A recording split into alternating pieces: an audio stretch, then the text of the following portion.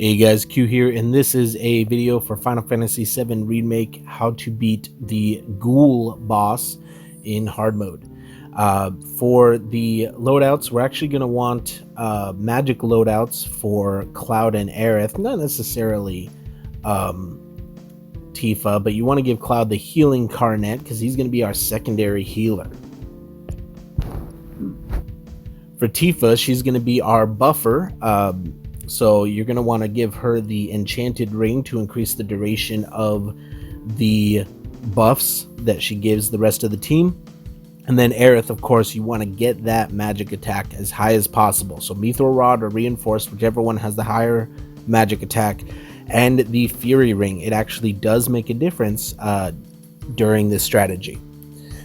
For Materia, you want to give Cloud linked elemental to fire materia in his weapon slot. You want to give him the first strike and the steadfast block. I don't even think you need the first strike. I just put it on there because I didn't know what else to put. 2 HP ups, and as I mentioned, he's going to be our secondary healer. So you want to give him auto cure and a healing materia. As well as we're going to give him a simple luck up. There we go. Just to try and give, hopefully it gets in a couple critical hits, and prayer materia. Again, he's just going to be our secondary healer, kind of primary healer. You'll see. For Tifa, again, elemental and fire materia. They will be doing some damage, not a whole lot, but they will be helping out. You also want to give her the first strike and the steadfast block. Now, she will need the first strike, so make sure you have that on Tifa. And then, of course, 2 standards of HP up and 2 MP ups, because just in case the fight goes on for a long time, she will need the MP. And then what you want to do is have Magnify linked to the barrier materia. She will be casting Mana Wall, hopefully throughout the whole fight. Now, Aerith, she is going to have 2 HP ups, 2 magic ups, and 2 MP ups. Again, she's going to be our main damage dealer. She's going to be doing all the heavy lifting during this fight. And then a healing materia. And that's the key right there. No fire. I didn't even know what else to put in the other 3 slots, so I went with refocus materials because they give a little bit extra stat boosts. Got her magic attack stat up to 496. But this strategy should work fine, even if you have less of a magic attack stat. Now, this guy is weak to fire, but he's also weak to healing. And the key is going to be making sure that he doesn't get his devastating attacks off. His incorporeal. So as soon as we start, you're going to switch to Aerith, and then with Tifa, cast Mana Wall. Now, you want to try and keep Mana Wall casters throughout the entire fight if you can, so don't let that go down, otherwise you're going to see what happens when that later on in the fight. So the first and second phase, all you're going to do is hang back with Aerith, running back and forth. You can hide behind the 2-tier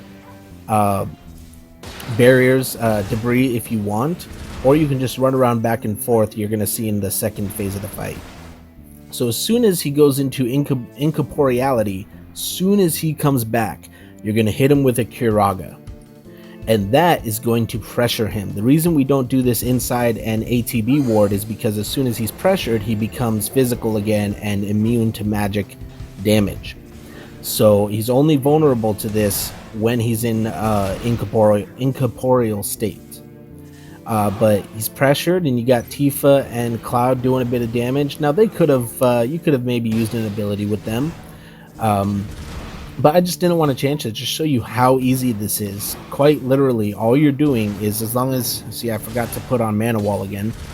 But as long as you're controlling Aerith, just run around away from him.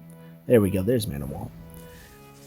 And wait for him to go incorporeal, and then cast Curaga on him. I think this, just 2 9999s will push him into his second phase.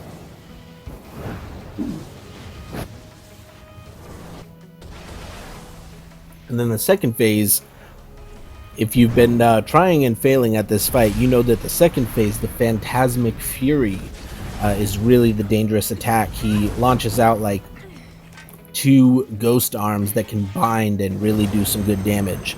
But he can only do that while he's incorporeal. So you want to, of course, you want to try and avoid those explosive fire bombs, but just stay as far away from you can from the ghoul and run back and forth. That'll dodge all of the debris he throws at you, and his whatever that blade slash attack he has. And then just try and use Cloud as your healer. Aerith, again, she's got 2 ATB charges, and she's only going to be using 1 during each incorporeal state. So if she needs to step in and be a heal, that's perfectly fine. So we went incorporeal, and we're going to use a Curaga, and you can see Phantasmic Flurry. Nope. We're going to pressure him and make sure that doesn't happen. Again, we do want to try and stay away from him, so we're just going to switch sides while he's over there. And again, just run back and forth. Wait for him to go incorporeal. Also it helps avoid that piercing scream. And just run back and forth. I don't know what I got hit by there, to be honest. Maybe it was a balefire. That was a little weird. And so this is what you're going to see. I accidentally let Mana Wall go down, and he did. And right before I put it back up, he got a triple attack off on Tifa. So Cloud hit her with an auto cure, which is fantastic. And then I went ahead and used one of Aerith's ATBs to just heal her up again. But again, this is a piece of cake fight once you figure out this strategy. I tried with Firagas, I tried all sorts of different things, and just running around until he goes incorporeal and Kuragaing him will take him out from beginning to end. Just try and keep everyone alive if you can, especially for in a situation like this. If you get 4 9999s off on him, he will still have probably a sliver of life left, unless Cloud and Tifa did a bit more damage. So this was helpful. I could have used one of Aerith's ATBs. I could have used Tifa's ATB, which I'm going to here. Cloud if he had one. But again, piece of cake fight. Just run around waiting for him to go incorporeal, and then hit him with a Curaga. And believe it or not, we actually have a similar strategy for Eligor. Although obviously his battle is a little more complicated. But what you want to do between here and there is try and have Aerith using her soul drain on as many enemies as possible. You do want to try and get her as much MP between now and the final boss fight for the chapter. So check out that video, and I'm the Strategic Gamer, and I hope it helps.